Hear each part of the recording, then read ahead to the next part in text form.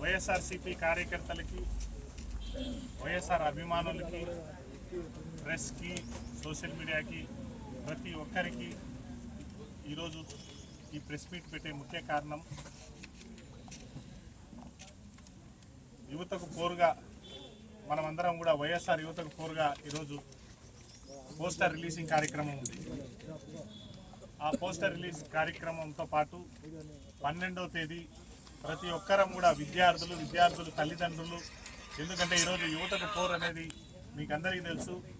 విద్యార్థులకు, నిరుద్యోగులకు, విద్యార్థుల తల్లిదండ్రులకు ప్రతి ఒక్కరికి కూడా సూపర్ 6లో హామీలు చంద్రబాబు నాయుడు గారు 2024 సంవత్సరంలో జరిగిన ఎలక్షన్లలో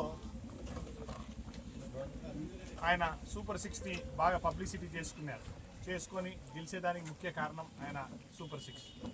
ఈరోజు మీకు అందరికీ తెలుసు, అసెంబ్లీ సాక్షిగా ఎక్కడున్నా కూడా నా దగ్గర సంపద లేదు, డబ్బు లేదు, నేను చేయలేను అంటున్నారు. ఒక అబద్ధంతో ఆయన ప్రభుత్వంలోకి వచ్చినారు. బాగా గమనించండి, ఒక అబద్ధం అంటే సూపర్ 6 అనే మాట అబద్ధంతో ఆయన ప్రభుత్వంలోకి వచ్చినారు. ప్రభుత్వంలోకి వచ్చినాక ఇప్పుడు చేయలేనంటున్నారు. గతంలో 14 ఏళ్ళు సీఎంగా చేసిన ఆయనకు ఏం సంపద ఉందో ఏముందో ఆయనకు తెలీదా? ఆయన ఒక మాట చెప్పేలో వాళ్ళ మాట పైన నిలబడాలని తెలీదా? 2014లో కూడా రుణమాఫీ అన్నాడు. ఆ రోజు కూడా డబ్బులు లేదు, ఇది లేదు అన్నాడు. ఈరోజు కూడా అదే అబద్ధం మళ్ళీ నిజంగా చేసి మళ్ళీ ప్రభుత్వంలోకి వచ్చి ఈరోజు నేను ఇయ్యలేను అంటే ఇలాగా. ముఖ్యంగా దాంట్లో తల్లికి వందనం అని పెట్టారు. ప్రతి పిల్లవానికి పుట్టిన బడికి పోయే పిల్లవానికల్లా 15,000 రూపాయలు అన్నారు. దాన్ని ఎలక్షన్లలో ఎలా తెలుగుదేశం వాళ్ళు చేసుకున్నారు, కూటమి ప్రభుత్వం ఎలా చేసుకునేదంటే నీకు 15,000 నీకు 15,000 అని ప్రతి ఇంటికాడ పోయి చెప్పినారు. మేము చేయలేననేది వాళ్ళు చేస్తామని చెప్పినారు. కానీ ఈ పొద్దు వాళ్ళకి ఇయ్యలేదు. ఫీజు రియంబర్స్మెంట్, అలానే విద్యా దీవెన, వసతి దీవెన, దానికి సంబంధించి 4,600 కోట్లు వేయాలి. 700 కోట్లు వేసినారు. మిగతాదంతా కూడా అలానే ఉంది. ఉద్యోగ భృతి 3,000 అన్నాడు, వేయలే.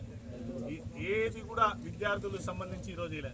నిజంగా విద్యార్థులందరూ కూడా అకాడమిక్ ఇయర్ పూర్తవుతుంది. అకాడమిక్ ఇయర్ పూర్తవుతా అంటే ప్రతి ఒక్కరు కూడా ఫీజులు కట్టాలి కాలేజీలలో. వీళ్ళని నమ్మి ప్రైవేట్ కాలేజీలలో చాలా మంది విద్యార్థులు ఈరోజు చేరినారు. ఎందుకంటే డబ్బులు ప్రభుత్వం చెల్లిస్తుంది. గత ప్రభుత్వం 5 ఏళ్లలో కూడా ప్రభుత్వం చెల్లించింది, ఇప్పుడు కూడా చెల్లిస్తుందనే ఉద్దేశంతో అందరూ కూడా కాలేజీలలో చేరినారు. కానీ టర్మ్ కూడా అయిపోతుంది. టర్మ్ అయిపోతా అంటే ఆయన ఇప్పటి వరకు డబ్బుల మాట ఎత్తలు ఏమంటే డబ్బు లేదు అంటున్నారు. ఆయన ముందు తెలీదా డబ్బు లేదు ఉండేది? ఈ రోజు వరకు వచ్చినది ఏమైనా డబ్బులు ఏమైనాయి? కనీసం అభివృద్ధి చూపిలే, చూతూ మంత్రంగా అభివృద్ధి చూపించినాడు. ఈ పొద్దు పిల్లలకు భవిష్యత్తు లేకుండా చేసినాడు. ఎందుకంటే మన రాష్ట్రంలో ఉండే ఎక్కువ శాతం మంది పిల్లలంతా కూడా ఈరోజు చదువుకొని అమెరికాకు పోయి సంపాదించి ఆ డబ్బులు మనం నాలెడ్జ్ అమ్ముకుంటున్నాం. అంటే ఏంటి? మనం హ్యూమన్ రిసోర్సెస్ అమ్ముకుంటున్నాం. మన రాష్ట్రంలో ఉండేది హ్యూమన్ రిసోర్సెస్ అమ్ముకుంటే. ఎందుకంటే తెలంగాణలో తిన్న ఐటీ కంపెనీలు మన దగ్గర లేవు, పెద్ద పెద్ద పరిశ్రమలు మన దగ్గర లేవు. మనం అమ్ముకుంటే హ్యూమన్ రిసోర్సెస్. అంటే మన పిల్లలు చదువుకొని వీళ్ళందరూ వేరే వేరే రాష్ట్రాలకు, వేరే వేరే దేశాలకు పోయి అక్కడ నుంచి మన నాలెడ్జ్ అమ్ముకొని మన డబ్బులు తెస్తున్నాం. ఈ పొద్దు ఆ నాలెడ్జ్ అమ్ముకోవడానికి ప్రథమంగా చదువు అనేదే లేకోకుండా చేసే పరిస్థితికి వచ్చింది. ఎందుకంటే చాలా మంది తల్లిదండ్రులు డబ్బులు పడతాయనే ఉద్దేశంతో అప్పులు చేసుకున్నారు, బంగారు తాకట్టు పెట్టుకున్నారు, అన్నీ పెట్టుకొని ఈరోజు నేను ఇయ్యలేను అంటే ఎలాగా?